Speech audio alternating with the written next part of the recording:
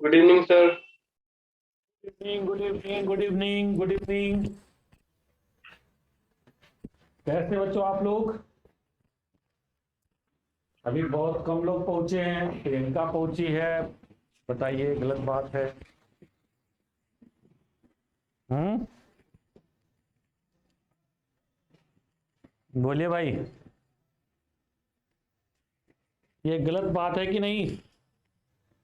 Hello hello. Yes sir.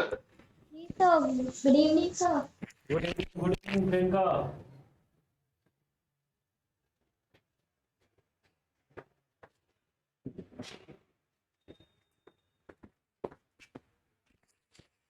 बाकी कहाँ भाई तुम्हारी प्रियंका, सभी सखी सहेली कहाँ है? सर मैसेज तो की हूँ, वो पता नहीं कहाँ है, चली गई है। 1 मिनट रुकिए, हम उसको कॉल कर लेते हैं यास्मीन को। बताइए। सर कुछ बोलिएगा मत, हम उसको फोन कर रहे हैं। आप कम से कम कुछ मत बोलिएगा कि इधर कॉल करेंगे तो उधर सुनाई नहीं देगा आपका बात। बताओ।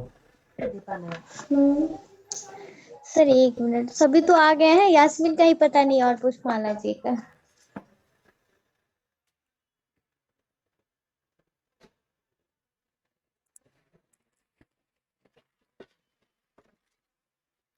जल्दी से ढूंढो बाकी बाकी लोगों को भाई।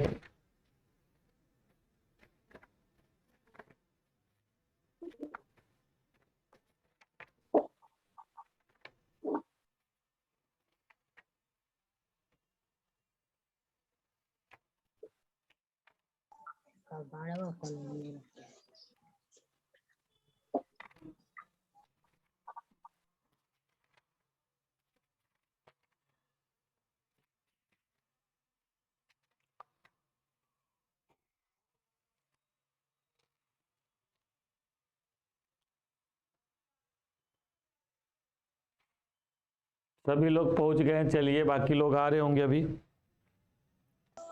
Good evening sir. Good evening good evening. शुरू किया जाए भाई। Yes sir, good evening sir. Good evening good evening.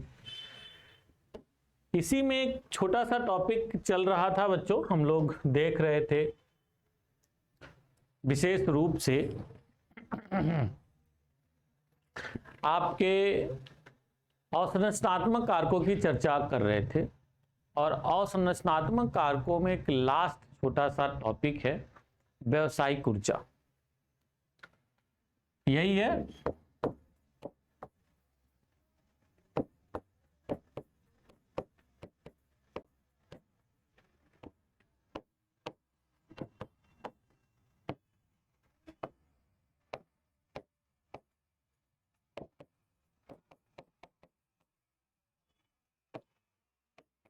व्यावसायिक ऊर्जा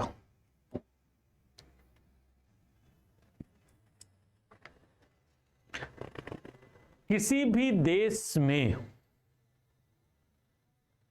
कृषि के विकास के लिए व्यावसायिक ऊर्जा का बहुत महत्व है भाई, ये फैक्ट है।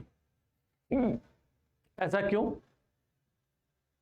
पहले तो जरा व्यावसायिक ऊर्जा भी बता दो, फिर मैं आगे कुछ बातें करूं कि व्यावसायिक ऊर्जा क्या होती है। तो बहुत सिंपल भाषा में कह सकते हो, व्यावसायिक ऊर्जा वह ऊर्जा होती है जो तुलनात्मक रूप से सस्ती होती है, जिनका बड़े स्तर पर उत्पादन होता है, जिनका बड़े स्तर पर उत्पादन होता है। और बड़े स्तर पर उत्पादन होने के कारण ये तुलनात्मक रूप से सस्ती होती है। तो जब ऊर्जा सस्ती होती है तो उसे ही कहते हैं व्यावसायिक ऊर्जा। क्लियर? और बड़े स्तर पर उत्पादन होता है। और जब व्यावसायिक ऊर्जा की बात होती है तो चाहे वो हाइड्रिल हो, यानी कि जल विद्युत ऊर्जा हो, या तापीय ऊर्जा हो, या फिर परमाणु ऊर्जा हो, ये सभी इसी के अंतर्गत आती है। ध्यान रखना यहाँ पर, इसके अंतर्गत ऊर्जा में ये नहीं कि जनरेटर लगा के आप बिजली पैदा कर रहे हो और अपना काम चला रहे हो, तो वो व्यावसायिक ऊर्जा नहीं है। ध्यान रखना। क्यों? क्योंकि उसकी उत्पादन लागत बहुत ज्यादा पड़ रही है और बड़े स्तर पर प्रयोग नहीं हो पा रहा है उसका। आप अपने घर पे एक जनरेटर लगवा लिए छोटा सा, आप उसमें से अपना काम चला रहे हैं, परंतु जरा सोचो कितने लोग जनरेटर लगवा पाते हैं भाई? एक तो सिंपल उसका मेंटेनेंस कॉस्ट, फिर डीजल, ये वो फालतू में। तो सिंपल सी बात है कि व्यावसायिक ऊर्जा का मतलब यहाँ पर है ऐसी ऊर्जा जो तुलनात्मक रूप से सस्ती हो और जिसका बड़े स्तर पर उत्पादन होता हो। और नो डाउट इस क्रम में आप लोग जब देखते हो तो विशेष रूप से कह सकते हैं तापीय ऊर्जा और जल विद्युत ऊर्जा और कुछ हद तक थोड़ी बहुत कह सकते हैं आपके परमाणु ऊर्जा इसके अंतर्गत आती है। अब इस व्यावसायिक ऊर्जा का कृषि में क्या आवश्यकता पड़ती है, ये सोचने वाली बात है। बच्चों एक बात आप लोग जान रहे हैं कि आधुनिक कृषि में या हरित क्रांति में प्रमुख तत्व ये भी है कृषि उपकरणों का प्रयोग। एक प्रमुख तत्व क्या है? कृषि उपकरणों का प्रयोग। जैसे जरा सोचो कि मान लिया ट्रैक्टर तो खैर बिजली से नहीं चलेगा, कोई बात नहीं, परंतु मान लो ट्यूबवेल लगी हुई है, ट्यूबवेल बिजली से चलती है और ट्यूबवेल डीजल इंजन से चलता है। शायद बच्चे इन दोनों बातों को बहुत बेहतर ढंग से जानते हो कि क्या अंतर होता है। यदि उत्पादन जल मान लो नलकूप लगा हुआ, ट्यूबवेल लगा हुआ है, और यदि आप जल विद्युत द्वारा मोटर चला रहे हैं अपना, तो वह बहुत सस्ता पड़ता है, और वहीं डीजल से चला रहे हो तो बहुत महंगा पड़ता है। जो बच्चे ग्रामीण क्षेत्रों में रहे हो शायद वो जानते भी हो। जैसे जस्ट इमेजिन, अभी मैं रिसेंट की घटना बता रहा हूं, अभी हाल फिलहाल में अभी जब गांव गया था पिछले साल ही, तब इतना डीजल महंगा नहीं था। 150 रुपी पर आवर ये डीजल से आप अपने खेत में इरिगेशन कर रहे हो, और वहीं कहीं कहीं मोटर जो लगा हुआ है, मोटर से आप इरिगेशन कर रहे हो, तो just 70 to 75 rupee per hour. कितना अंतर बच्चों, सोचिए कितना अंतर। मान लो ऐसे आपके खेत में इस समय तो मेरे ख्याल से हो सकता है 200 रुपए पर आवर भी हो, तो कोई बड़ी बात नहीं है। इस समय जिस हिसाब से डीजल का दाम चल रहा है, इस क्रम में हो सकता है कि 200 रुपये पर आवर हो। जरा सोचिए, आपका 10 बीघा खेत है और एक बीघे में मान लो आपको 4 घंटा पानी लगता हो, तो जरा सोचिए 40 घंटे, और 40 घंटे का मतलब कितना हो गया? लगभग 8,000 रुपये एक बार पे करना पड़ेगा बेटा। This is a huge money for a farmer, this is a huge money. So you can imagine कितना टफ टास्क है भाई। परंतु इमेजिन करो व्यवसायिक ऊर्जा हो, सस्ती हो, तो आप आसानी से सिंचाई कर सकते। पहली बात मान लो ये। फिर थ्रेशर, कभी आप ट्रैक्टर से कटाई कराइए, थ्रेसिंग कराइए। थ्रेसिंग समझ रहे हो आप लोग बच्चों? मड़ाई। थ्रेसिंग का मतलब क्या होता है? मड़ाई। मड़ाई मतलब बीज निकालना। यदि आप ट्रैक्टर से थ्रेसिंग कराते हैं तो बहुत महंगा पड़ता है, वहीं बिजली से चलने वाला कोई इंस्ट्रूमेंट हो उससे थ्रेसिंग करा रहे मोटर के थ्रू, तो सस्ता पड़ता है। तो विशेष रूप से सिंचाई है, विशेष रूप से मड़ाई है, ऐसे बहुत सारे कार्य हैं जो आप कह सकते हैं। हाँ, कोल्ड स्टोरेज, भंडारण भी तो एक आपने पढ़ा था ना, और संरचनात्मक कारकों में भंडारण भी है। हमें पढ़ना नहीं है भंडारण के क्या क्या महत्व है, क्या बातें हैं, परंतु व्यावसायिक ऊर्जा कैसे भंडारण को प्रभावित करती है, आप इसको सोचो। यदि आपके एरिया में बिजली सस्ती है तो जो कोल्ड स्टोरेज होगा वह प्रॉपर वे में चलता रहेगा। अदरवाइज जानते हो फिर क्या होता है? कोल्ड स्टोरेज वाले बड़े चालाक होते हैं। कोल्ड स्टोरेज में जब माल रखा जाता है तो उस समय बॉन्ड भरवा दिया जाता है आपका कि भैया सड़ गया तो मेरी जिम्मेदारी नहीं है। अब मान लो बार बार बिजली भाग रही है तो उनका जनरेटर हालांकि होता अपना, वो जनरेटर के थ्रू बिजली इनपुट कर रहे हैं, पर बहुत ज्यादा भाग रही है तो पता चला कई बार 1 आध घंटा बंद कर देते हैं।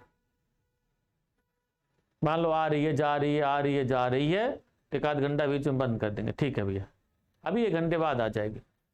इसका रिजल्ट ये है होता है बच्चों, जब कंटिन्यूअसली जनरेटर नहीं चलता, कूल नहीं रहता है, तो ऐसे में जो कोल्ड स्टोरेज में पदार्थ है उसके सड़ने की संभावना बढ़ जाती है। जैसे आप सिंपल वे में फ्रीजर में सोचें, फ्रीजर बिजली आ रही है जा रही है, दिन में पता चला 24 घंटे में आज आने जाने के क्रम में 8-10 घंटा बिजली आई नहीं, या ऐसा हुआ एक ही बार एक लंबा स्पेल नियर अबाउट 5-6 आवर बिजली आई ही नहीं। आज जैसे मैं घर सोच रहा था कि घर से ही मैं क्लास लूंगा, तो पता चला कि वहां पर आज बिजली नहीं आई है। अब ऐसे में कल मैं यहां था तो यहां नेट नहीं था, तो ऐसे में क्या होता है भाई, प्रॉब्लम हो जाती है बिजली न हो पाने की वजह से। यदि 6-7 घंटे आपका फ्रिज न चले तो उसमें रखी हुई सब्जियां, रखे हुए उत्पाद डिग्रेड होने की संभावना बच जाती है। हाँ, बंद एकदम पड़ा रहेगा तो स्लो होगा, यदि आपने इसी दौरान 2-3 बार खोल दिया तो प्रॉब्लम होगी। ये अनुभव है कि नहीं आप लोगों को, बोलिए भाई। एक कुछ लोगों को अनुभव है कि नहीं ऐसा फ्रिज में होता? यस, ऐसी ही यस सर, यहाँ पे भी होता है। यानी को बिजली का महत्व कोल्ड स्टोरेज आपके मड़ाई और आपके सिंचाई इन सब में विशेष रूप से देखा जाता है। और जब व्यवसायिक ऊर्जा होती है तो ये कार्य बहुत सक्षम ढंग से हो पाता है। अब जरा देखो भारत में व्यवसायिक ऊर्जा की आपूर्ति क्या है। जो जो क्षेत्र बच्चों कमांड एरिया हैं, यानी जहां जहां डैम्स बने हैं, डैम्स जहां जहां बने हैं वहां वहां के ग्रामीण क्षेत्रों में बिजली आसानी से उपलब्ध है, समझे। और जहां जहां आसानी से बिजली उपलब्ध हुई है वहां पर कृषि में वृद्धि भी हुई है, और वही क्षेत्र हरित क्रांति के क्षेत्र भी बने। फिर वही बात घूम फिर के आ जाएगी। 1959-60 में जब भाखड़ा नांगल डैम बन के तैयार हुआ तो नो डाउट सिंचाई का तो विस्तार हुआ, उससे नहरें वगैरह निकाली गई, ठीक है, परंतु उससे भी खास ये रहा बच्चों कि भाखड़ा नांगल डैम बनने से पंजाब हरियाणा के क्षेत्र में सस्ती जल विद्युत उपलब्ध हुई। इसीलिए देखोगे पंजाब हरियाणा ऐसे क्षेत्र हैं, वेस्टर्न यूपी, जो 1960-70 के दशक में ही सब इलेक्ट्रीफाई हो गए थे, सब इलेक्ट्रीफाई हो गए। जबकि आज भी सोचो भारत के बहुत सारे ग्रामीण क्षेत्र हैं जो बिजली, अभी उज्ज्वला योजना के अंतर्गत वहां पर बिजली पहुंचाई गई है। देखो केंद्र सरकार अभी भी अपना पीठ थपथपाती है कि भाई पिछले 70 सालों में जो नहीं हुआ, हमने उज्ज्वला योजना के थ्रू भारत के हर गांव में बिजली पहुंचाई। सुना होगा आप लोग, न्यूज में सुनते रहते हो। यूपी का चुनाव चल रहा है जिसमें ये बात चल रही है, राजनीति कभी डिस्कोर्स सुना करो कि क्या विमर्श हैं, मुद्दे हैं। तो ये होता है कि भाई हमारी सरकार जब से आई है तब से हम बिजली पूरे साल देते, सभी क्षेत्रों में देते रहे, सभी जिलों में देते रहे हैं, और बिजली की उपलब्धता हमने ग्रामीण क्षेत्रों में सुनिश्चित की। और इसी क्रम में तुम लोग देखते होगे ये बात हो रही कि दूसरी पार्टी कह रही कि भाई हम 300 यूनिट बिजली फ्री देंगे, तो दूसरी पार्टी कह रही भैया हमने आधा कर दिया था। सुन रहे होगे आप लोग यदि थोड़ा बहुत इस एरिया में टच में रहे होगे। यानी कि कहीं ना कहीं ये अभी भी मुद्दा है। तो सोचिए कृषि में कितना उपयोग कर पाओगे, क्या उपयोग कर पाओगे जब तुम्हारे बिजली नहीं है, तो कृषि में क्या उपयोग होगा। तो व्यावसायिक ऊर्जा का बहुत अधिक महत्व देखा जाता है। कमांड एरिया में, जैसे कावेरी के कमांड एरिया में, महानदी कमांड एरिया में जहां बिजली उपलब्ध हुई, गांव इलेक्ट्रीफाई हुए, लाभ भी मिला लोगों को। जहां जहां बिजली नहीं पहुंच पाई वहां देखो नुकसान भी हुआ। इंटरेस्टिंग बात है, देखो झारखंड के क्षेत्र में, बिहार के क्षेत्र में कई जगहों पर थर्मल पावर से बड़ी मात्रा में बिजली का उत्पादन होता है, परंतु ग्रामीण क्षेत्रों में आपूर्ति सुनिश्चित न हो पाने की वजह से, और दूसरा जो उत्पादित बिजली है उसका उपयोग उद्योगों की ओर, खानों की ओर मोड़ दिए जाने के कारण बिजली की सुनिश्चितता ग्रामीण क्षेत्रों में नहीं हो पाई।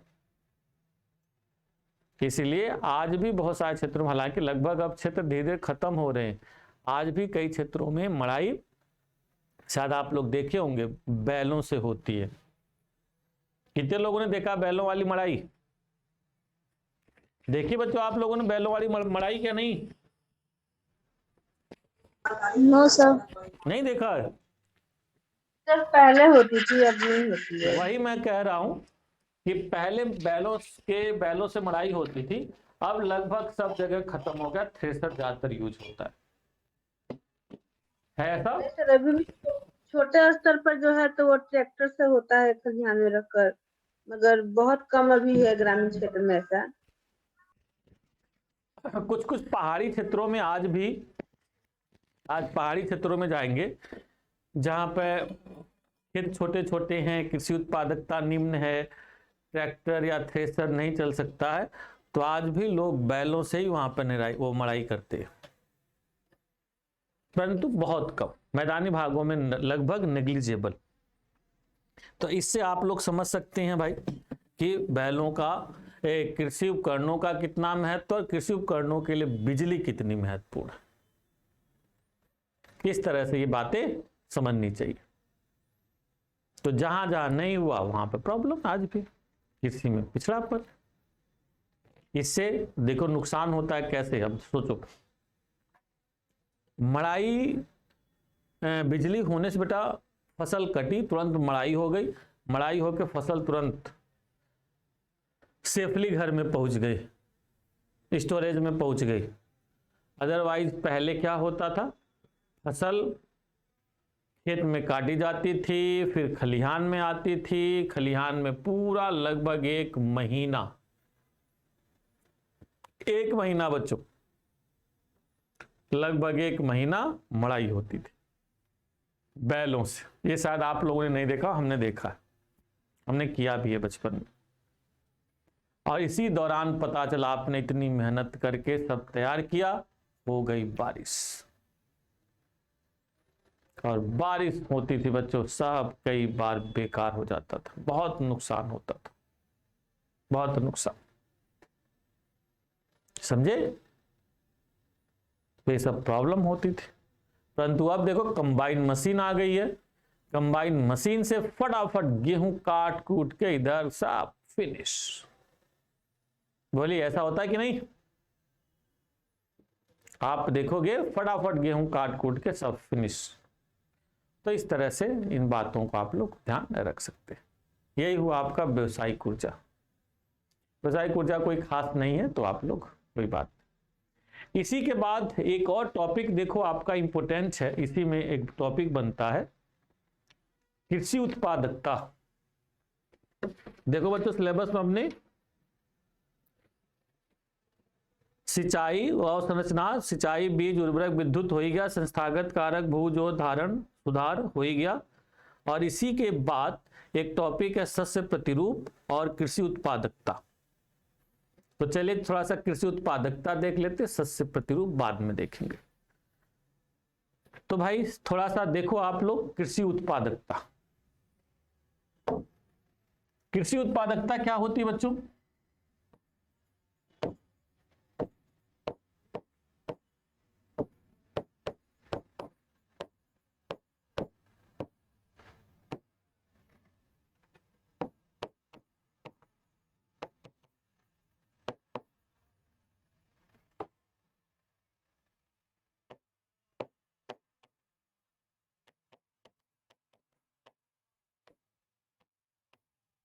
कृषि उत्पादकता,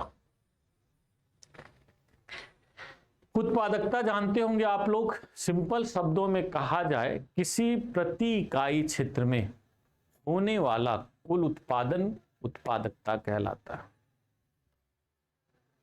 उत्पादन और उत्पादकता में अंतर होता है। उत्पादन क्या मतलब है, कोई बड़ा क्षेत्र है, मान लो आपके पास 50 बीघा खेत है, 50 बीघे में यदि 100 क्विंटल गेहूं हुआ तो वो क्या है? उत्पादन। एंड उत्पादकता क्या? किसी प्रति इकाई क्षेत्र में उस 40 बीघे में, 50 बीघे में, किसी एक बीघे में जो कुल उत्पादन होता है। ये बात सबको समझ में आ रही है? किसी एक बीघे में प्रति इकाई में,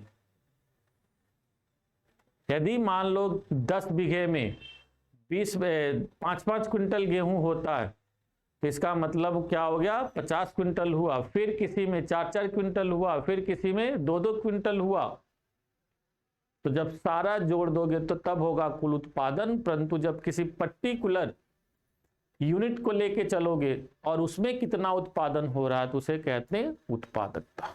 यानी कृषि में किसी प्रति इकाई क्षेत्र में होने वाला कुल उत्पादन उत्पादकता कहलाता है। इसका मतलब ये भी है बच्चों, फिर आगे ये जो कृषि उत्पादकता है ये यूनिट क्या है भाई? तो यूनिट हेक्टेयर भी हो सकती है, यूनिट एकड़ भी हो सकती है, यूनिट हेक्टेयर भी हो सकती है, यूनिट आपकी एकड़ भी हो सकती है। बीघा जैसी यूनिट जनरली अब यूज नहीं होती, क्योंकि बीघा इसलिए नहीं यहाँ पे इस सेंस में हो पाती है कि बीघा का रीजनल पैटर्न अलग अलग होता है। कहीं पे बीघा छोटा होता है, कहीं बीघा बड़ा होता है ना। तो ऐसे में यानी कहीं पे बिस्वा होता है, बिस्वा मतलब 20 बिस्से का 1 बीघा होता है, तो कहीं 10-10 बीघे के 10-10 बिस्वा के भी 1 बीघे होते, तो वो छोटा बीघा कहलाता है और बड़ा बीघा कहलाता है। तो इन सब झंझट से बचने के लिए सरकार या तो एकड़ यूज करती है या फिर हेक्टेयर यूज करती है। क्लियर? इसमें एक बात आप लोग ध्यान रखना कि किसी भी क्षेत्र की जो उत्पादकता होती है, यानी कि कहीं पर भी जो कृषि में उत्पादकता देखी जा रही है वह कुछ निश्चित कारकों से प्रभावित होती है। यानी कि प्रभावित करने वाले कारक, प्रभावित करने वाले कारक।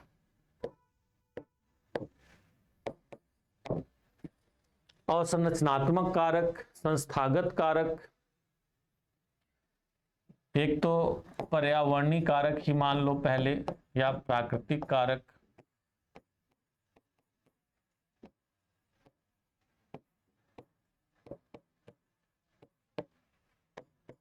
Number 2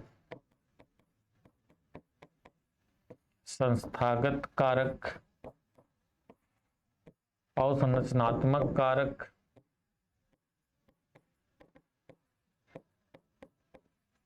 infrastructural factor, infrastructural factor. फिर विज्ञान तकनीकी,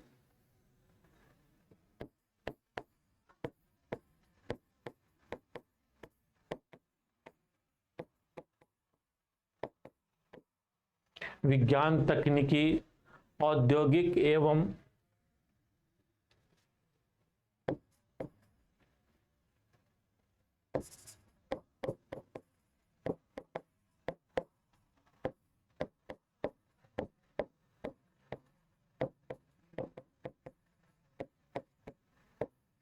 औद्योगिक एवं परिसंस्करण कारक, परिवहन एवं व्यापार।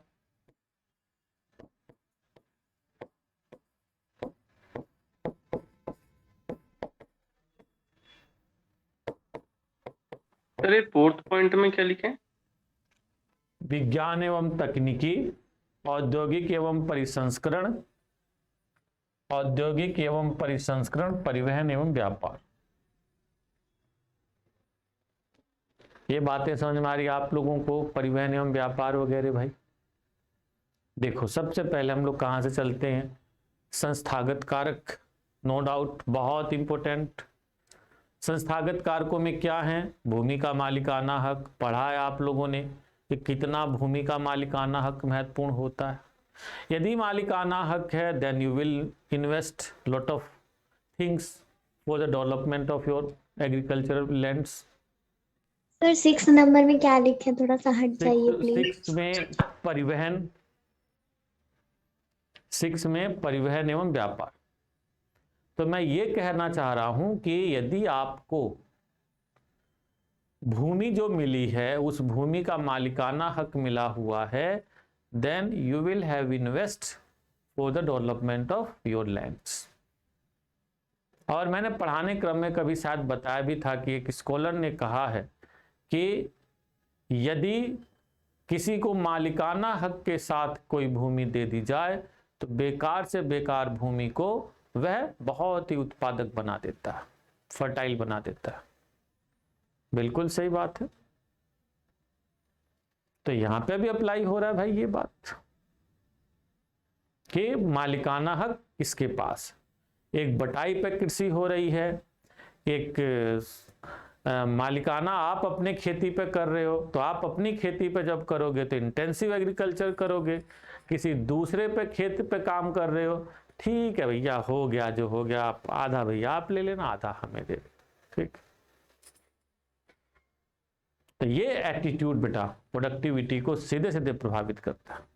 फिर उसी में आपने भू सुधार में भाई मालिकाना हक तो है ही, चकबंदी वगैरह हैं और बहुत सारी चीजें हैं। यदि खेत का चकबंदी कर दिया जाए तो खेत एक जगह हो जाएगा, तो आप उसमें फिर उसकी देखभाल करने के लिए प्रेरित होगे, निवेश करोगे, बहुत सारी चीजें होंगी।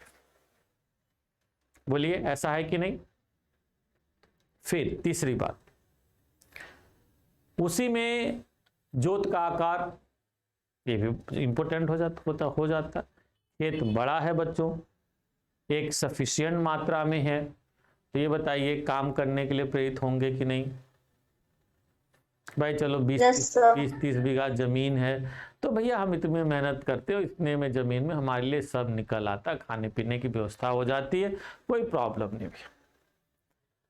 तो पता चला यास्मीन 2 बीघे की मालिक है, 3 बीघे की मालिक है, अरे भैया बस जी खा लेते हैं, क्या बताएं कितना हूं करते हैं, परंतु आप बताइए फिर यास्मीन क्या सोचेंगी, चलिए नौकरी करने चलते हैं, इससे कुछ भला वला नहीं होने वाला है या नहीं।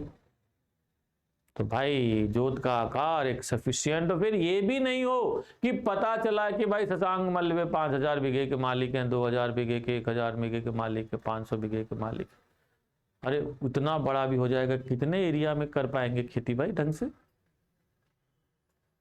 बोलिए। फिर वही बात होगी, कृषि श्रमिक होंगे ये और वो, कितना कृषि श्रमिक करेंगे सर, बटाई पर फिर बटाई पे जाएगी वो, या दूसरी तरह से होगा, बात तो वही आ गई। तो एक जोत का आकार एक निश्चित मात्रा में हो, जो उसके लिए आर्थिक स्तर पर, और संक्रियात्मक जोत का आकार पढ़ा था आप लोगों ने, वो संक्रियात्मक ढंग का हो, इतना हो कि वो आराम से उससे यूज कर सके, ऑपरेशनल इतना हो, और फिर थोड़ा आर्थिक पॉइंट ऑफ व्यू से भी मतलब इतना बड़ा हो जितना काम चल सके। तो इस तरह से जोत का आकार भी मायने रखता है। यदि सब है तो आप आसानी से उसे खेत में लगे रहेंगे। जैसे 15-20 बीघा खेत होता है, 20 बीघा, मैं गंजेटिक प्लेन की बात कर रहा हूँ जहाँ पे फर्टिलिटी ज़्यादा है, पंजाब हरियाणा यूपी बिहार की मैं बात कर रहा हूँ। 20 बीघा खेत 25 बीघा हो एक फैमिली के लिए, जिसमें मान लो आप हैं, 1-2 भाई हैं, मम्मी पापा हैं, तो 30-40 बीघा जमीन बच्चों बहुत होता है। इतने में आप आसानी से सभी लोगों का जीवन यापन कर सकते हैं। आपके बच्चे और भाई 2-1 भाई हैं, और मतलब 8-10 परिवार का आराम से भरण पोषण इतने में हो सकता है।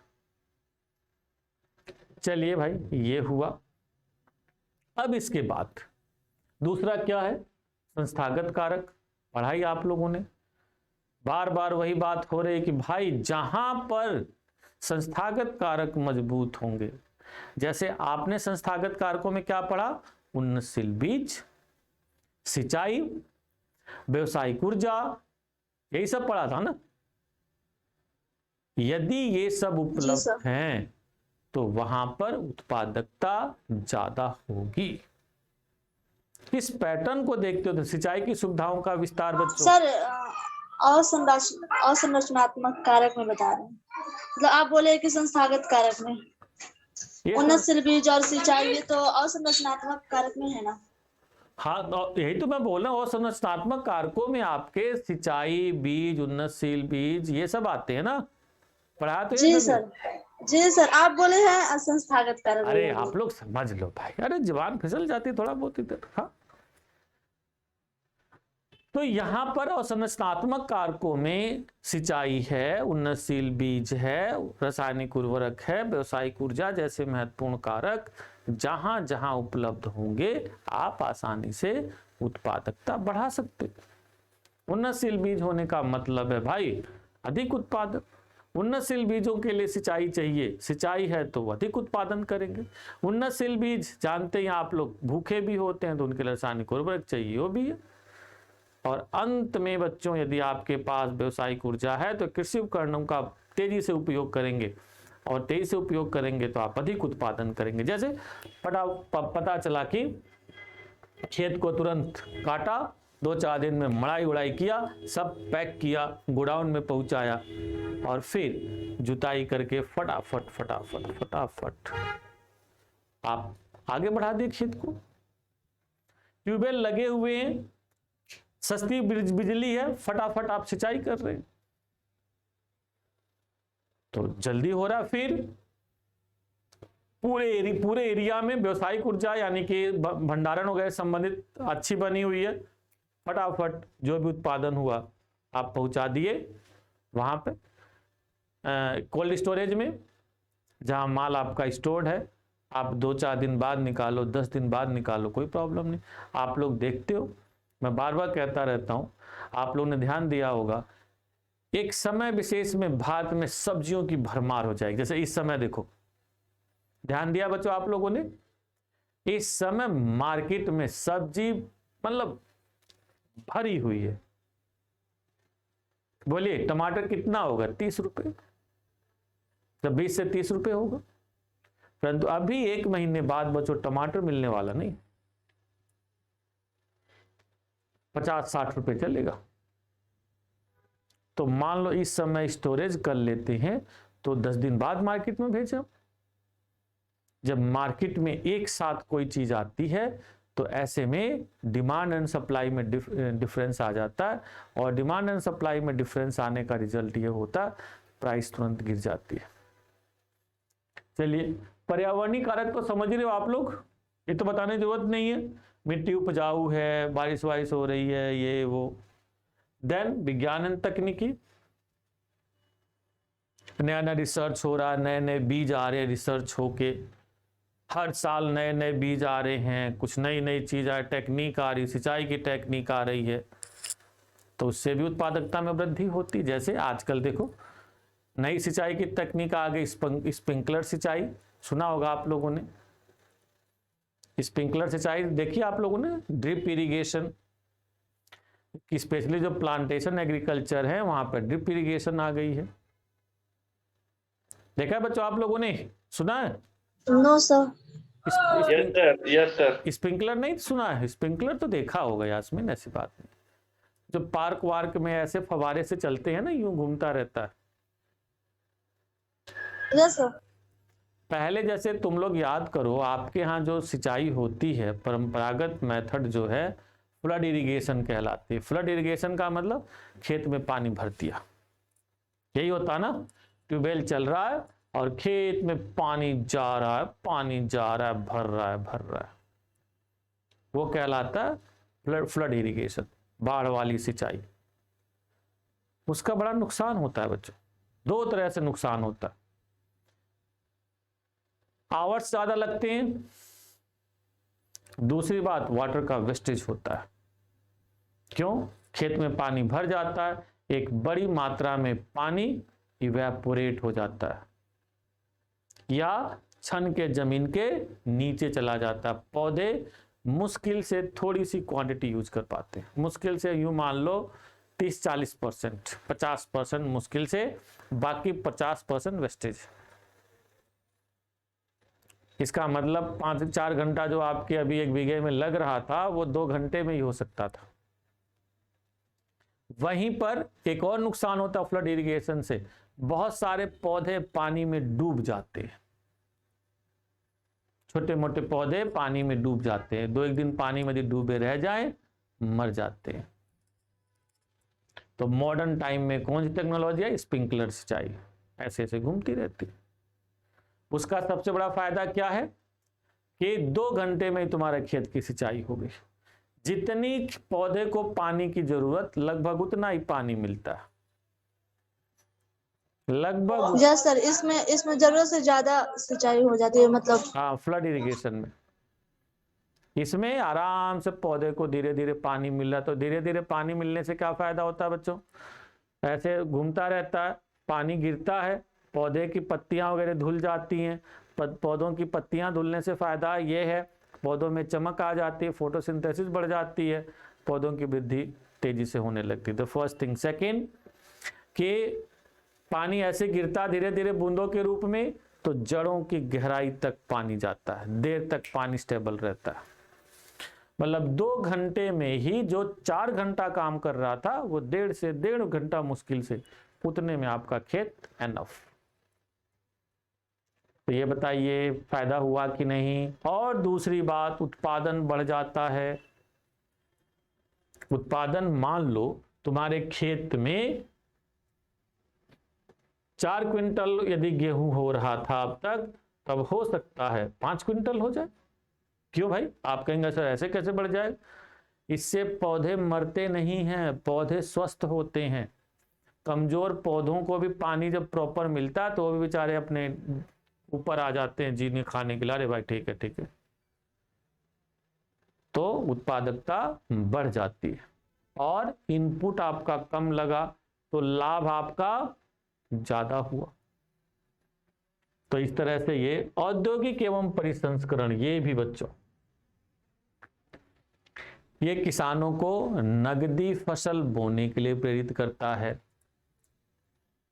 जैसे मान लो आपके एरिया में सूती वस्त्र उद्योगों का विकास हो गया, तो ये बताइए कॉटन की डिमांड बढ़ जाएगी कि नहीं? बोलिए बच्चों। यदि आपके एरिया में चीनी मिल लग गई तो गन्ना तेजी से मार्केट, वहां पर आपके खेत से चीनी मिल में जाएगा कि नहीं? बोलिए भाई। ये सबसे बड़ा फायदा कि आप आसानी से गन्ने को फटाफट, आपने पता चला 2 बीघा 3 बीघा गन्ना बो दिया, मान लो एक बीघे में 25 क्विंटल निकल रहा है, 5 बीघा बोया हुआ है। 5 बीघे का 25 का मतलब हो गया लगभग 125 बीघा।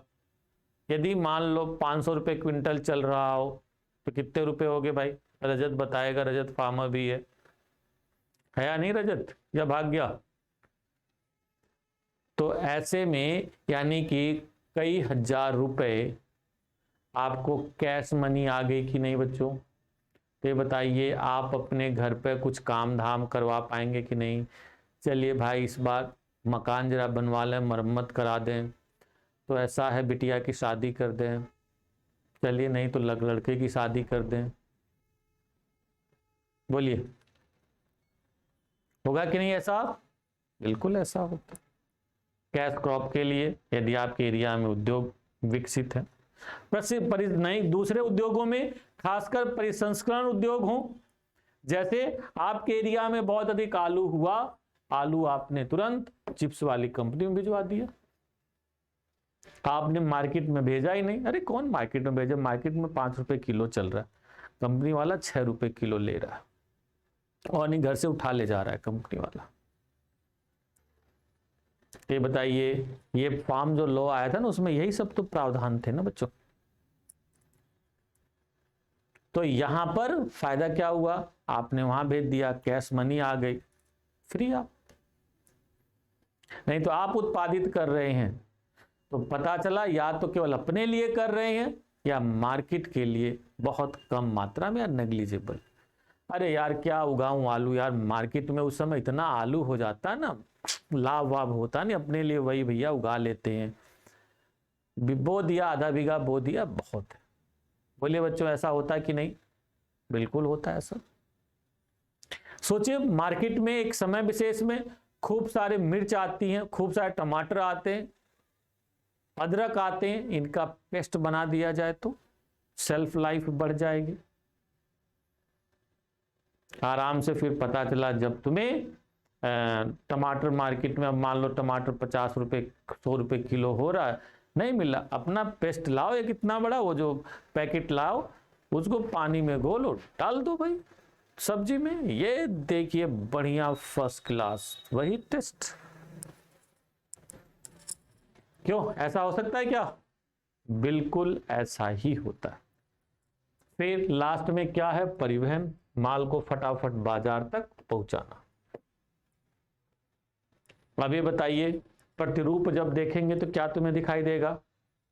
और संरचनात्मक सुविधाओं का कहां पर्यावरणीय कारक सबसे फेवरेबल कहां है बच्चों?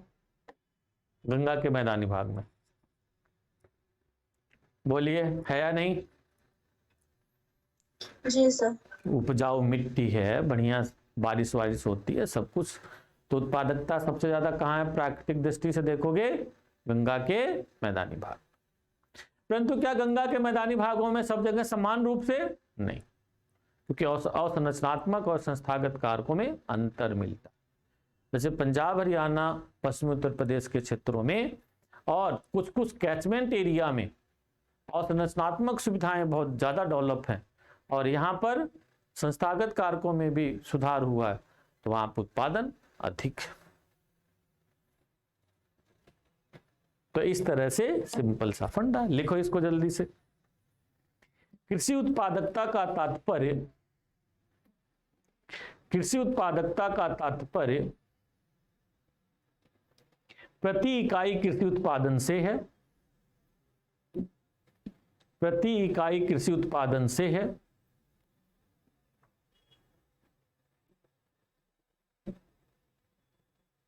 उत्पादन से है। इकाई का मान हेक्टेयर अथवा एकड़ में हो सकता है। इकाई का मान हेक्टेयर अथवा एकड़ में हो सकता है। फाओ, FAO सुना होगा आप लोगों ने, FAO क्या है भाई? फूड एंड एग्रीकल्चरल ऑर्गेनाइजेशन, जिसका हेडक्वार्टर रोम में है, सुना होगा आप लोगों ने। फाओ द्वारा प्रति इकाई उत्पादन को, प्रति इकाई उत्पादन को किलोग्राम में प्रदर्शित करने की सलाह, प्रदर्शित करने की सलाह अपने सदस्य देशों को दी है, अपने सदस्य देशों को दी है। नेक्स्ट पैरा, किसी भी देश या प्रदेश में कृषि उत्पादकता, किसी भी देश या प्रदेश में कृषि उत्पादकता निम्नलिखित कारकों की अंतर क्रिया का परिणाम होता है। किसी भी देश में, किसी भी देश या प्रदेश में कृषि उत्पादकता निम्नलिखित कारकों की अंतःक्रिया, निम्नलिखित कारकों की अंतःक्रिया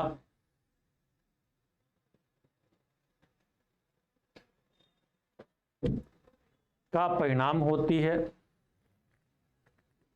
नंबर 1 पर्यावरणीय कारक या प्राकृतिक कारक,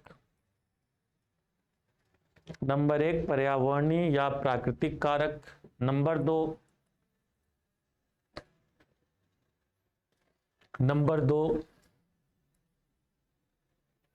संस्थागत कारक। नंबर 3 संरचनात्मक असंरचनात्मक कारक, असंरचनात्मक कारक। नंबर 4 विज्ञान एवं तकनीकी कारक, विज्ञान एवं तकनीकी कारक।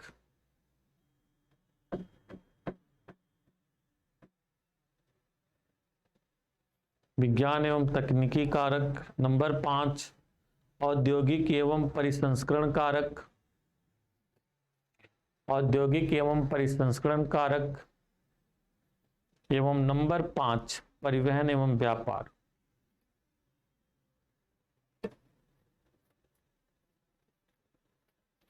भारत जैसे देश में कृषि उत्पादकता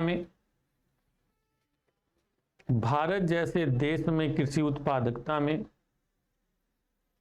भारी प्रादेशिक विषमता पाई जाती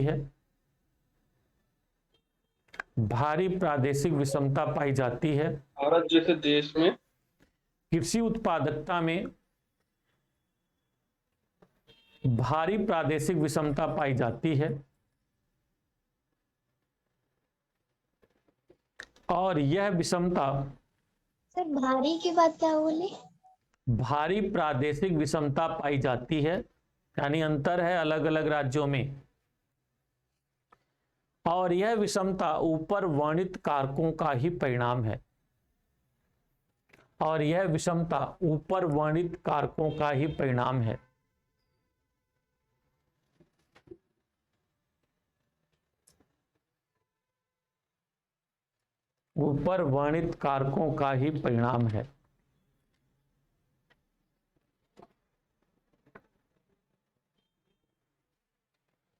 नेक्स्ट लिखो, हेडिंग 2, पर्यावरण की दृष्टि से जलोढ़ मैदानी क्षेत्र। सर हेडिंग क्या बोले? हेडिंग नहीं, पैरा, नेक्स्ट पैरा। बोलिए। पर्यावरण की दृष्टि से जलोढ़ मैदानी क्षेत्र तथा आर्द्र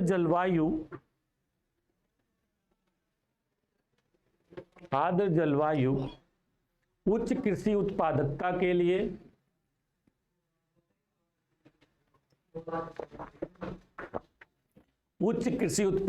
के लिए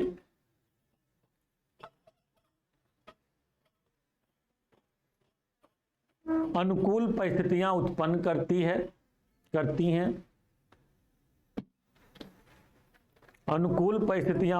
करती हैं। सामान्यतः भारत के मरुस्थलीय,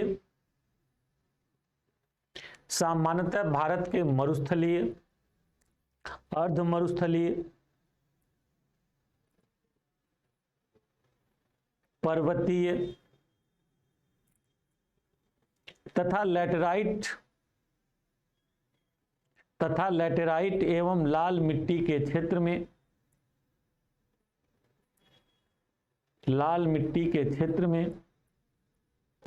सर अर्ध मरुस्थल की बात क्या बोले?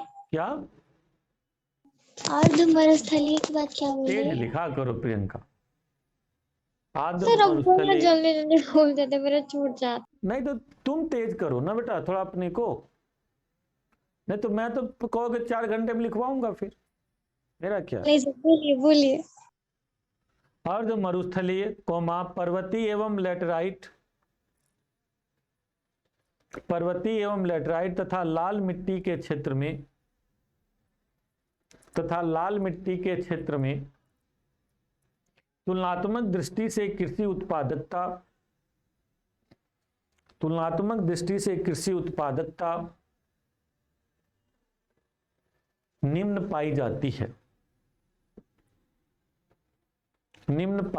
है। कृषि उत्पादकता पर संस्थागत कारकों का अभूतपूर्व प्रभाव पड़ता है। इसके अंतर्गत मुख्य रूप से जोत का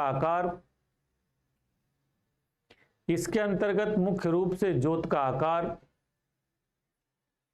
चकबंदी, भूमि पर स्वामित्व, बटाई कृषि, भूमिहीन कृषक की स्थिति तथा जैसे कारकों का प्रभाव पड़ता है।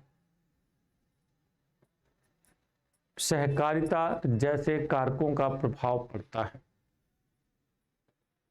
नेक्स्ट,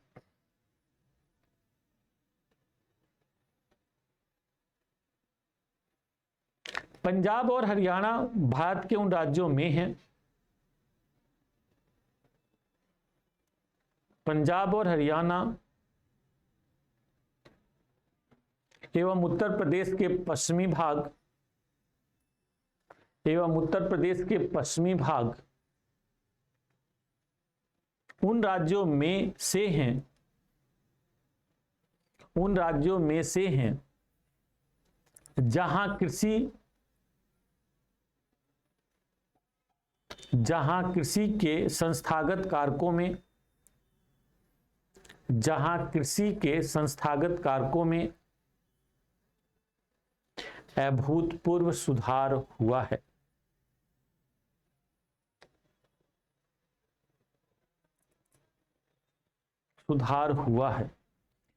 वर्ष 1956 में ही कानून बनाकर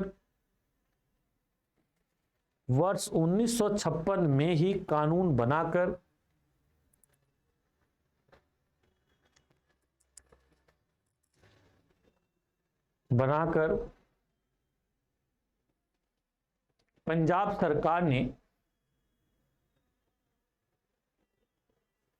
चकबंदी की प्रक्रिया प्रारंभ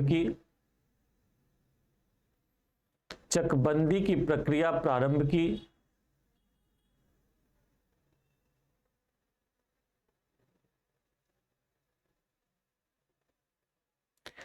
कृषकों के सामान्यतः 10 हेक्टेयर से कम आकार वाले खेत थे। कृषकों के सामान्यतः 10 हेक्टेयर से कम आकार वाले खेत थे। इससे कृषकों ने भूमि पर नवीन प्रक्रिया से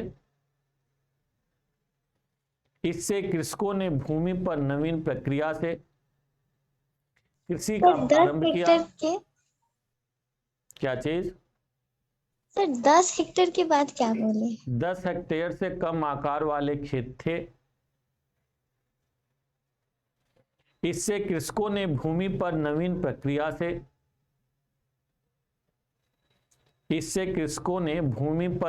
प्रक्रिया से कृषि को प्रारंभ किया। परिणाम स्वरूप उत्पादकता में भारी वृद्धि हुई।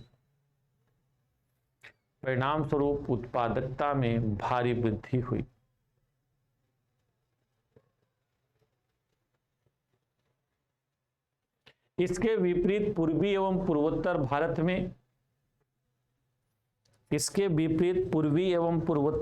में जमींदारी प्रथा के कारण जोत में भारी विषमता है।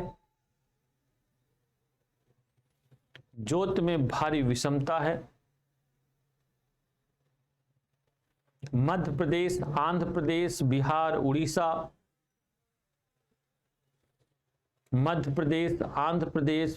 उड़ीसा, झारखंड,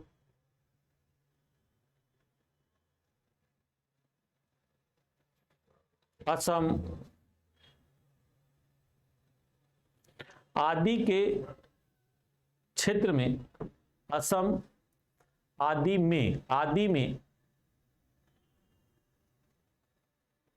जोत के आकार में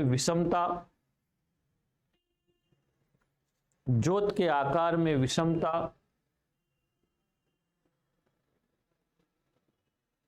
और भूमिहीन कृषकों की बहुलता का प्रतिकूल प्रभाव कृषि उत्पादकता पर देखने को मिलता है।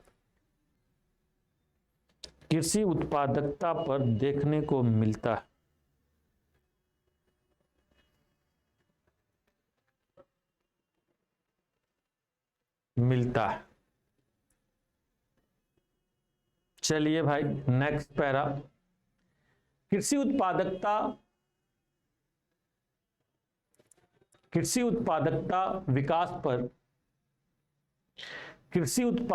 विकास पर संरचनात्मक कारकों का भी प्रभाव पड़ता है। संरचनात्मक कारकों का भी प्रभाव पड़ता है।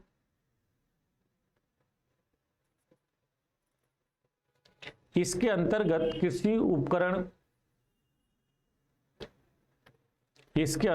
कृषि उपकरण, सिंचाई सुविधा, संकर बीज। सर कृषि उपकरण, सिंचाई सुविधा, सब देते रहना, संकर बीज, रासायनिक उर्वरक, कीटनाशक एवं कृषि में ऊर्जा की आपूर्ति को रखा जाता है।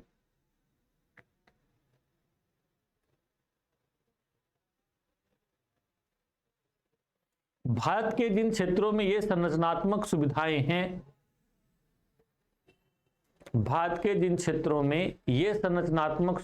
हैं, वहां हरित क्रांति का आगमन हुआ।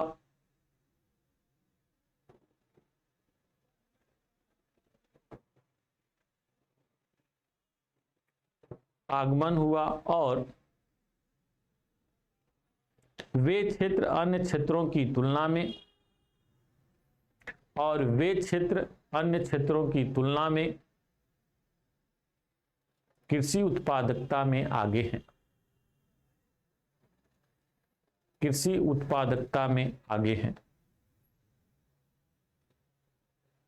पंजाब, हरियाणा, पश्चिमी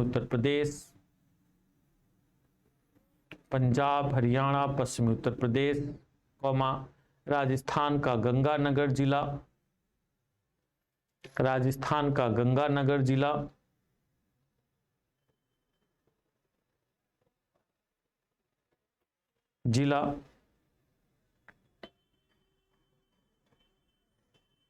तथा भारत के कमांड क्षेत्र कृषि उत्पादकता में काफी आगे है।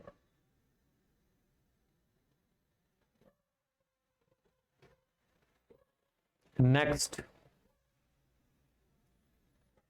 कृषि उत्पादकता की विषमता में, नेक्स्ट पैरा, कृषि उत्पादकता की विषमता में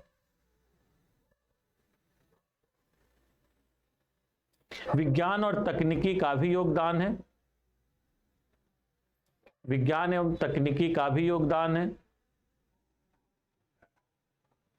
भारत के वे क्षेत्र जहां कृषक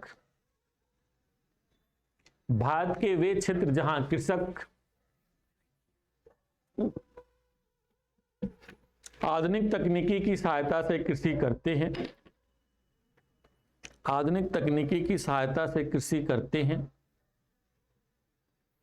वहां तुलनात्मक दृष्टि से उत्पादकता अधिक होती है।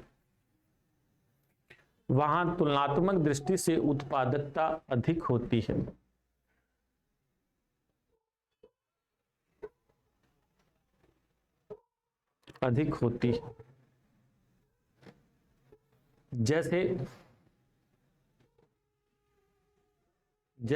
पूर्वोत्तर भारत में दो प्रकार की कृषि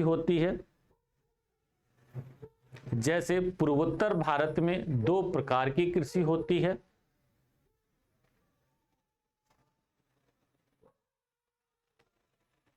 नंबर एक परंपरागत कृषि,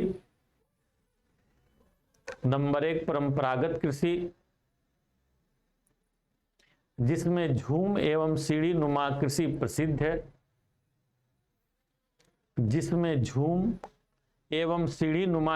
प्रसिद्ध है। सर परंपरागत कृषि के बाद क्या बोले? परंपरागत कृषि जिसमें झूम जानते होगे,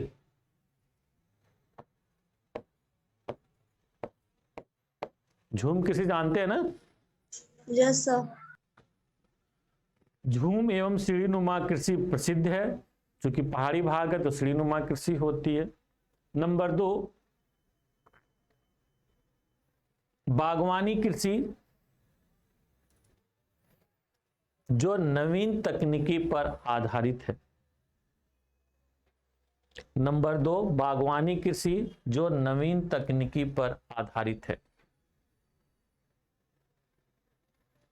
नवीन तकनीकी पर आधारित है। बागवानी कृषि अत्यंत ही लाभकारी है। बागवानी कृषि अत्यंत ही सर लाभकारी पैराग्राफ है। चेंज करके, क्या चीज?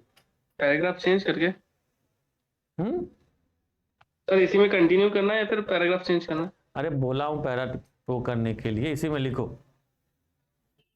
बागवानी कृषि अत्यंत ही लाभकारी है, जबकि परंपरागत कृषि जीवन निर्वाह है। परंपरागत कृषि जीवन निर्वाह है। अब देखो सब सेंटेंस चल रहा है ना, तो कैसे बदल दोगे पैरा? व्याख्या कर रहे हो ना उस बात को। यही मैं आप लोगों को समझाता हूं कि हर बात पॉइंट में नहीं लिखी जाती। अब इसमें सारी बातें पॉइंट में नहीं लिख सकते।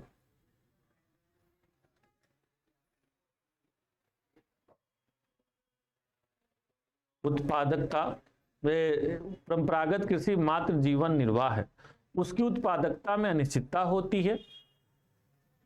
उसकी उत्पादकता में अनिश्चितता होती है, जबकि बागवानी कृषि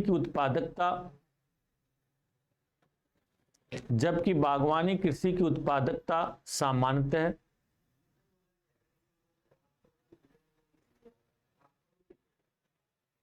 सामान्यतः अधिक होती है। Next para. इसी प्रकार वाटरशेड मैनेजमेंट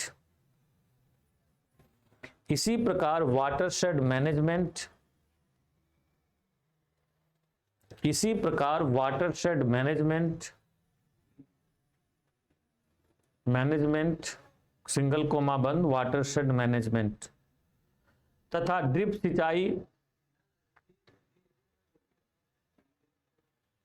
एवं स्प्रिंकलर सिंचाई की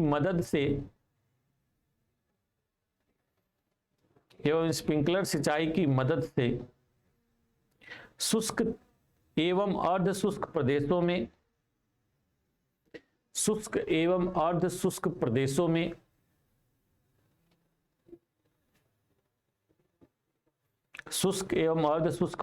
में की जा रही कृषि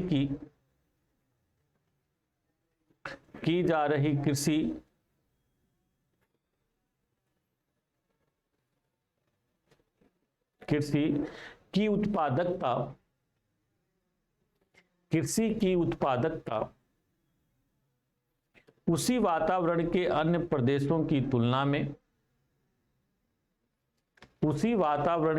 प्रदेशों की तुलना में अधिक होती है।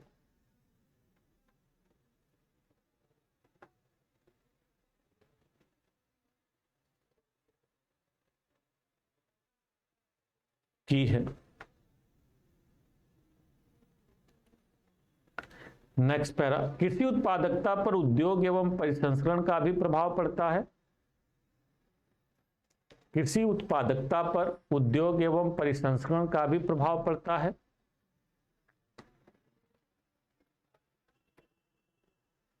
है। वे प्रदेश जहां कृषि उत्पाद का प्रयोग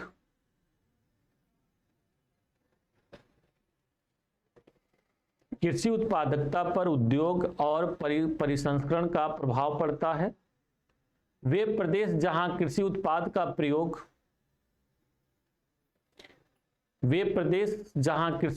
का प्रयोग औद्योगिक कच्चे माल के रूप में होता है। वे प्रदेश जहां कृषि उत्पाद का प्रयोग औद्योगिक कच्चे माल के रूप में होता है, वहां कृषक अधिक निवेश करते हैं। वहां कृषक अधिक निवेश करते हैं, जिससे स्वतः ही सर कच्चे माल के रूप में कच्चे माल के रूप में जहां कृषि उत्पाद का प्रयोग औद्योगिक कच्चे माल के रूप में होता है, वहां कृषक अधिक निवेश करते हैं, जिससे स्वतः ही कृषि उत्पादकता में वृद्धि होती है। कृषि उत्पादकता में वृद्धि होती है।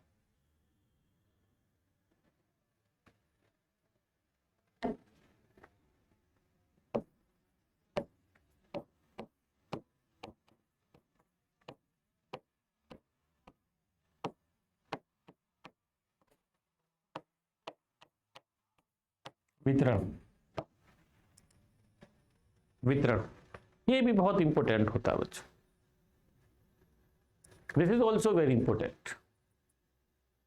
बहुत सारे विद्वानों ने भारत में कृषि उत्पादकता को मेजर करने का प्रयास किया, जिसमें चतुर्भुज मेमोरिया, जसबीर सिंह, RL सिंह, ऐसे बहुत सारे कृषि वैज्ञानिकों ने काम किया और उन्होंने बहुत सारे क्षेत्रों में बहुत सारे आधार पर अध्ययन करके भारत में बहुत सारे कृषि उत्पादकता के क्षेत्र निर्धारित किए। यानी कुछ ऐसे क्षेत्र जहां बहुत अधिक उत्पादकता है, जहां पर अधिक उत्पादकता है, जहां सामान्य है, जहां बहुत कम है, जहां बहुत बहुत कम है, ऐसे कई सारे क्षेत्रों को डिसाइड किया। तो जरा ये बताइए, ऐसे क्षेत्र जहां पर बहुत अधिक उत्पादन है, वेरी हाई प्रोडक्टिविटी, ऐसे कौन से क्षेत्र हो सकते हैं बच्चों?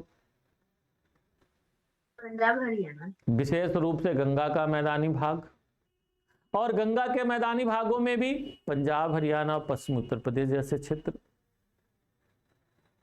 क्योंकि पूरे गंगा के मैदानी भाग जो है एक प्राकृतिक परिस्थितियां, पर्यावरणीय परिस्थितियां अनुकूल हैं, इसीलिए भाई उत्पादकता तो ज्यादा है, इसमें कोई डाउट नहीं। In comparison of other regions like mountains and plateaus और डेजर्ट या whatever, in Gangetic plain there is high productivity, but especially in the Gangetic plain where human factors are in favor, like संस्थागत या कह सकते हो आपके institutional factor और ये संस्थागत कारक जो भी हैं, इंफ्रास्ट्रक्चरल फैक्टर ये फेवर में है, वहां पर देखो जबरदस्त उत्पादन हो रहा है। तो ये फैक्टर सीधे सीधे उसको करते। लिखे, संख्यायिकी विधि द्वारा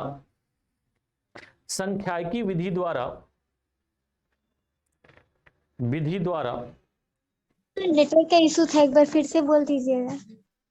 संख्यायिकी विधि द्वारा, स्टैटिक्स, सांख्यिकी विधि द्वारा उत्पादकता वितरण के विश्लेषण का कार्य,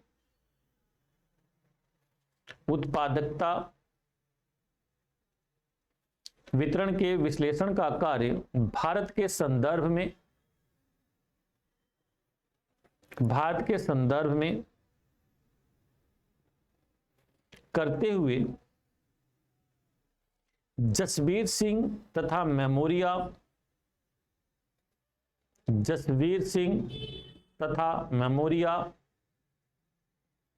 एवं शर्मा द्वारा किए गए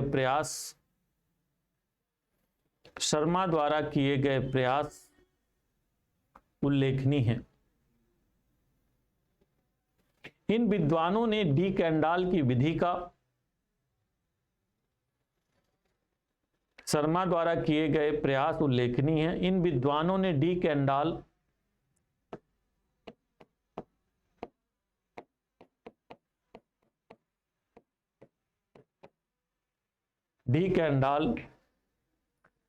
की विधि का प्रयोग करते हुए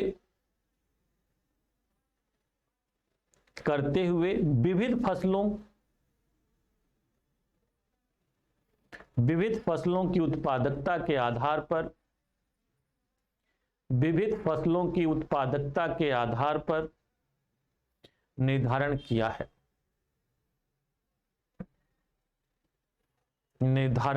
है। इन विद्वानों ने 8 फसलों को आधार माना है। इन विद्वानों ने 8 फसलों को आधार माना है और देश के 30 जिलों का सैंपल स्टडी किया है। 8 फसलों को आधार माना है तथा देश के 30 फसलों का सैंपल स्टडी किया है तथा निर्धारण का कार्य अधिक उत्पादकता से कम उत्पादकता की ओर किया है तथा निर्धारण का कार्य अधिक उत्पादकता से कम उत्पादकता की ओर किया है।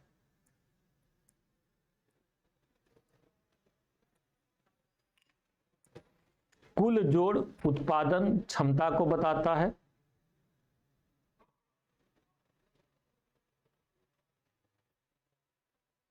कुल जोड़ उत्पादन क्षमता को बताता है।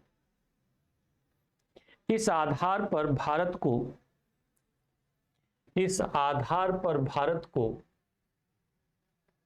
निम्नलिखित 5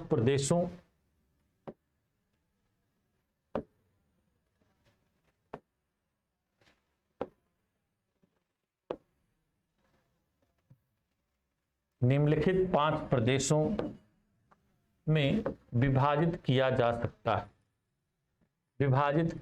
सकता है। सांख्यिकी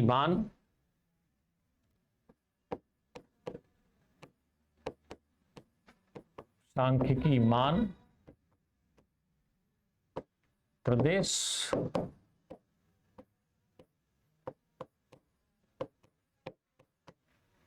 1 2 3 4 5। नंबर वन VHP क्या है भाई? 75 से ज्यादा। VHP का मतलब क्या? Very high productivity. 75। Punjab Haryana ऊपरी एवं मध्यवर्ती मैदानी भाग। पंजाब हरियाणा एवं ऊपरी तथा मध्यवर्ती मैदानी भाग। दूसरा HP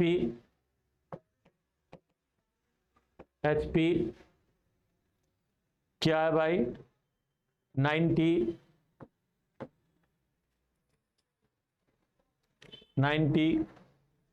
पूर्वी उत्तर प्रदेश,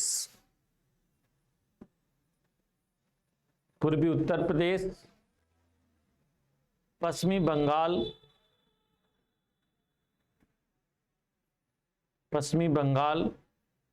काली मिट्टी का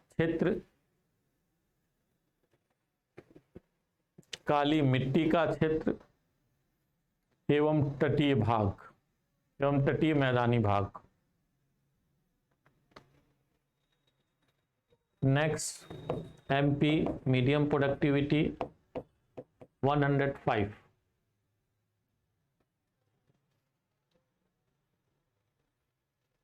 तराई प्रदेश,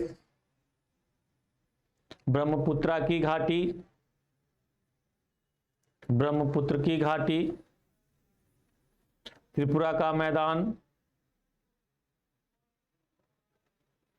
त्रिपुरा का मैदान एवं पश्चिमी तटीय मैदान।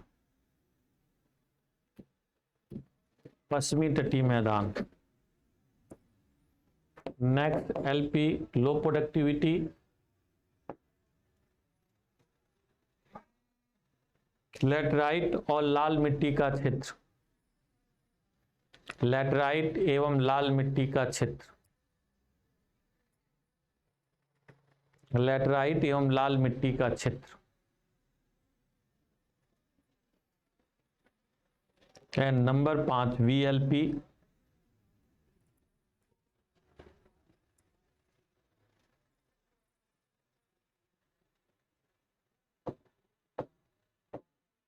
$125 हो गया। NVLP,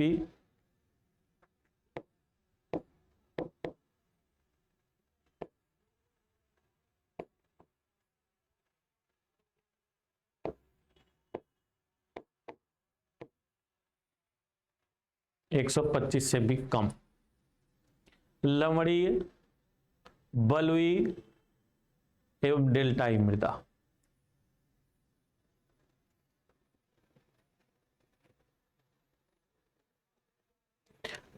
नेक्स्ट एंड लास्ट, अतः स्पष्ट है कि भारत के सिंचित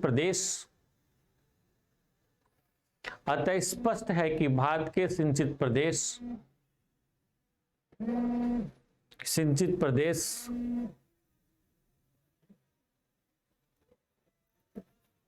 जलोढ़ मैदानी क्षेत्र तथा काली मिट्टी के क्षेत्र तुलनात्मक दृष्टि से अधिक उत्पादकता के क्षेत्र हैं। जबकि अन्य प्रदेशों में कृषि के आधुनिकीकरण के अभाव में सर, जबकि अन्य प्रदेशों में, अब देखो प्रियंका की धुनाई हुई है, डटाई हुई है ना, तब देखो तेज लिख रही है, गुड। जबकि अन्य प्रदेशों में कृषि के आधुनिकीकरण के अभाव में उत्पादकता सामान्य से भी कम है।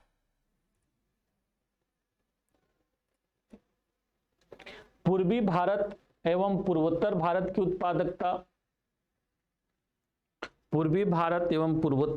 की उत्पादकता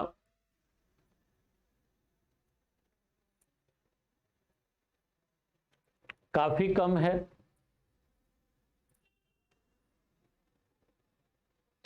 क्योंकि इन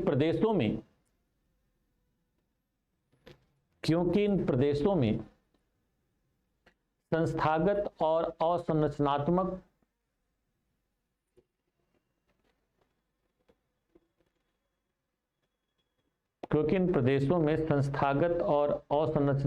परिस्थितियों में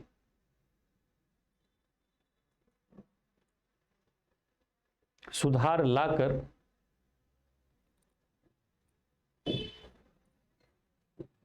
कृषि उत्पादकता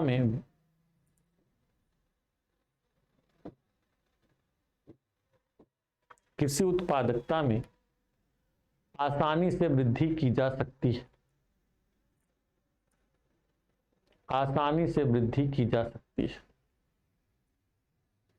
समझ गए बच्चों? Any doubt? तो ये हुआ आपका कृषि उत्पादकता क्या है, प्रभावित करने वाले कारक कौन कौन से हैं, इसका मेजरमेंट के आधार पर उत्पादकता का वितरण क्या है। बोलिए, समझ में आया कि नहीं? बोलो भाई। जी सर, सब कुछ समझ में आया। मेरा बस एक छूटा हुआ, प्लीज गुस्सा मत कीजिएगा। नहीं गुस्सा मैं गुस्सा हूँ। मेरा जो फर्स्ट पॉइंट आप जब बोले थे ना, वो थोड़ा बोल दीजिए ना, प्लीज। छूट गया है प्लीज। क्योंकि वो बिना डांटे ना, बिना पिटे कुछ लोग मानते नहीं। उसमें प्रियंका सबसे ऊपर है लिस्ट में। सर मार लीजिए, मंजूर है, हम क्या करें? ना, जब तक इस बच्चे की डटाई नहीं होती तब तक ये मानता नहीं है। अरे बताइए बच्चों, छोड़ दीजिए। बच्चों बताइए, मार दिया जाए कि छोड़ दिया जाए इसको? बाकी सबके वोट देख लो, वोट आएंगे उसी अनुसार मैं निर्णय लूंगा। सर छोड़ दिया जाए। देखो यास्मीन सोच रही है कहीं हम भी ना कि दिन फंस जाए, और मेरी सहेली है। यस सर, हम भी तो इतना मतलब हम भी बहुत स्लो लिखते हैं। पुष्पमाला कह रही है कि नहीं बिल्कुल छोड़ा ना जाए। क्यों पुष्पमाला? नहीं सर, छोड़ दिया जाए, क्योंकि हम लोग भी कभी कभी छूट जाते हैं तो हम लोग भी पूछते हैं। चलो लिखो, VHP में लिखो पंजाब हरियाणा, पंजाब हरियाणा ऊपरी एवं मध्यवर्ती गंगा का मैदान।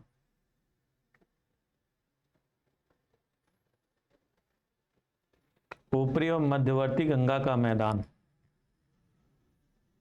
अब लिख लिया कि नहीं? अभी भी छूटा हुआ इसका? हाँ सर, हो गया, थैंक यू वेरी मच। हाँ, अब 500 रुपए का जुर्माना फिर लगने वाला है, ठीक है? मत लगाइए, बहुत गरीब इंसान है। प्रियंका जैसे दो चार गरीब हो जाए, कि भाई फॉरेन में रहते हैं, डॉलर में करेंसी भेजते हैं, वैसे गरीब हो जाए तो बात ही क्या है। क्यों भाई? जैसे इस समय हमारे पंजाब के मुख्यमंत्री हैं जो कई 100 करोड़ के मालिक हैं और अपने आप को गरीब कहते हैं। क्यों? ऐसे हमारे नेता भी हैं बहुत सारे। ऐसी लगता प्रियंका भी नेतागिरी सीख गई है या नहीं? चलिए भाई, तो फिर चलते हैं और फिर कल मिलेंगे। कल उम्मीद है कल क्लास रहेगी, ठीक है बच्चों? और जी सर। कल हम लोग डिस्कस करेंगे। और श्रवण जरा फोन कर लेना भाई, श्रवण और रजत, ठीक है? Shravan and Rajat. Yes sir, yes sir. चलिए भाई, फिर रखा जाए। ठीक है, थैंक यू सर। ओके बच्चों, bye. Thank you sir, good night sir. Bye.